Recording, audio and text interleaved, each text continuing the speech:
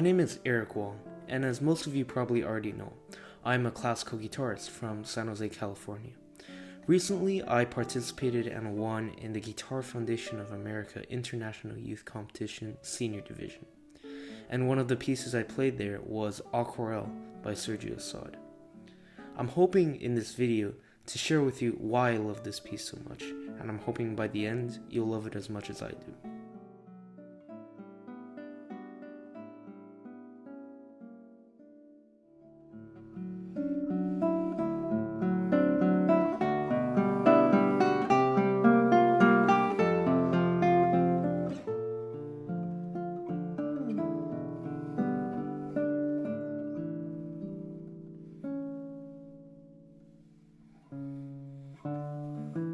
Aquarelle was composed by the Brazilian composer Sergio Assad. Sergio Assad plays in a guitar duo with his brother Odair Assad, and they've played some of my favorite pieces since I was little. For example, their Tahia Li Osulina exhibits a lot of the same qualities that can be found in the third movement of Aquarelle. They're both very gripping pieces for the audience, they're very fast-paced, and they both have a rhythmic quality.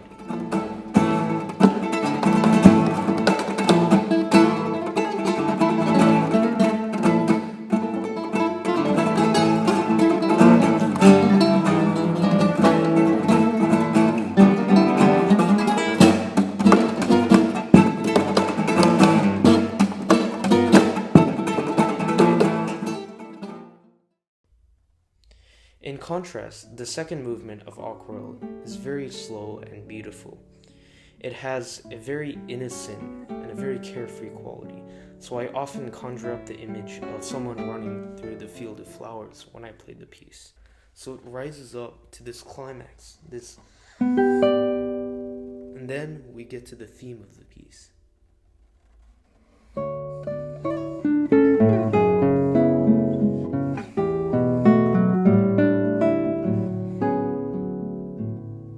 Now here's where it starts to get a lot more interesting.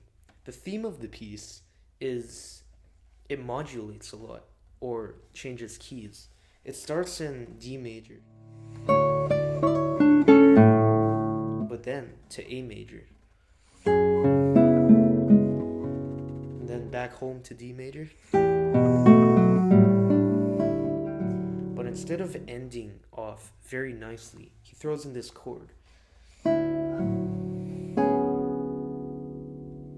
That's a really dissonant chord that does not belong at all in the key of D major. So that's what makes this piece so interesting, because of its surprises and the discomfort it often gives you.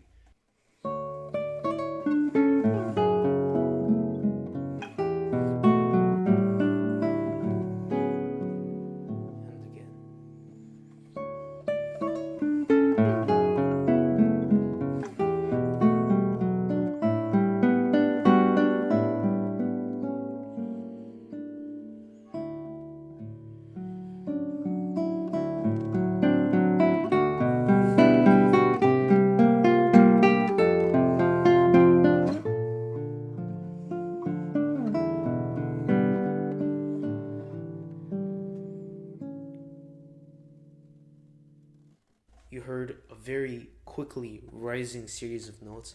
Da da da da da da da da da da.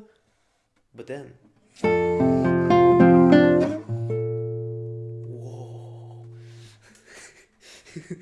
Don't keep that in.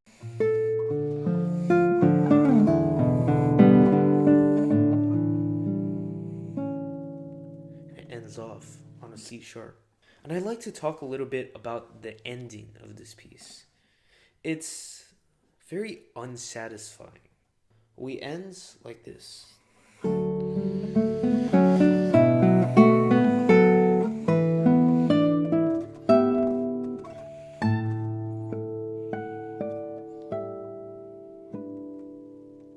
back to the theme.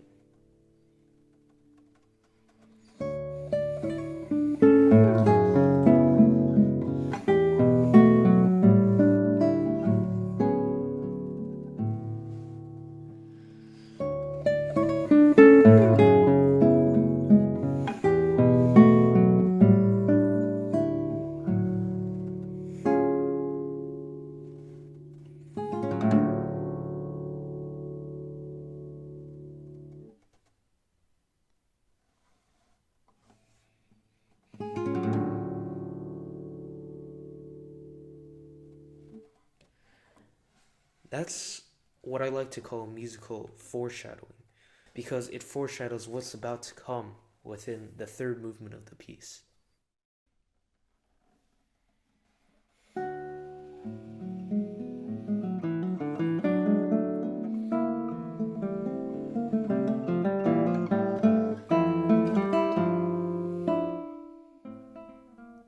The third movement of Aquarelle is called Preludio e Toccatina. As the title suggests, there are two sections, a prelude and a toccatina, or small toccata. The prelude begins as a continuation of the second movement, but it's much more dissonant and disturbed than the happiness and innocence that you can hear within the second movement. So that middle voice that you're able to hear, the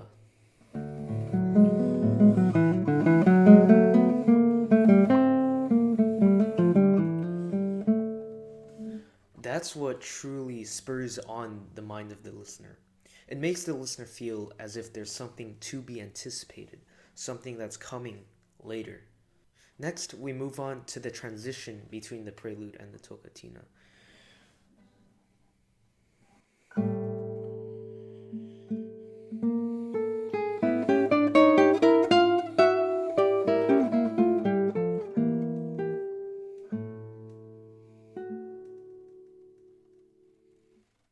That jarring combination of notes foreshadows something that's about to happen. The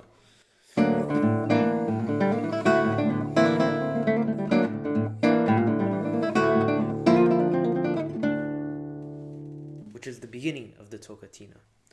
As you can hear, the toccatina has a lot of the same characteristics that you might have remembered from the Tahieli o Sulina that I showed earlier.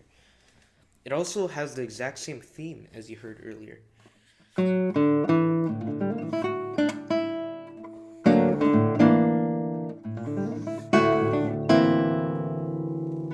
That's where music repeats itself. That's what makes this piece of music so beautiful.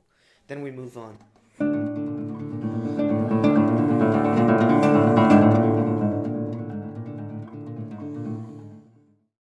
That bass line is what grips the listener into the music.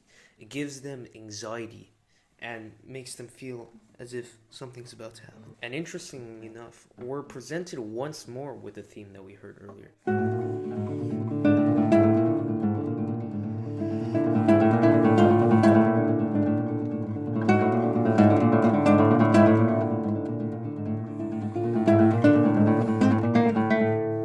Then we move on from that theme. We transition into something completely different.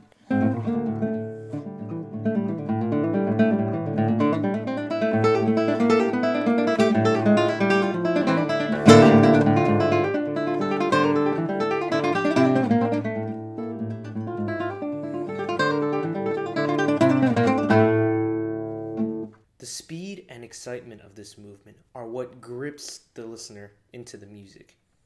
It makes it so that the listener always follows the melody and keeps going with it.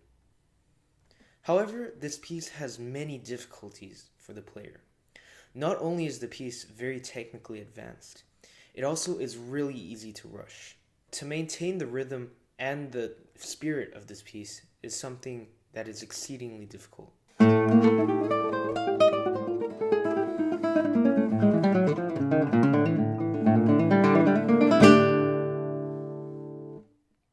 After a period of the piece, which I like to call madness, the piece transitions into this really fun and playful dance section.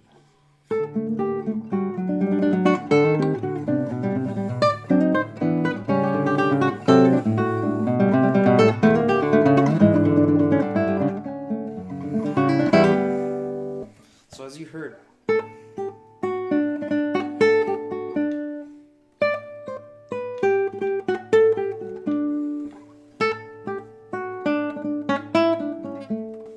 it's so fun and very playful. But then we transition back.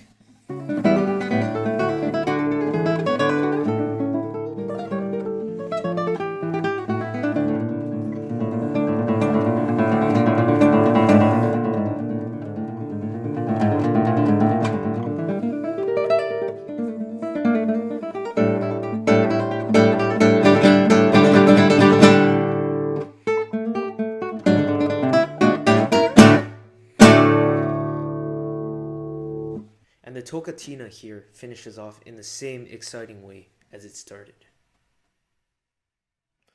I hope you really enjoyed this episode of Behind the Music.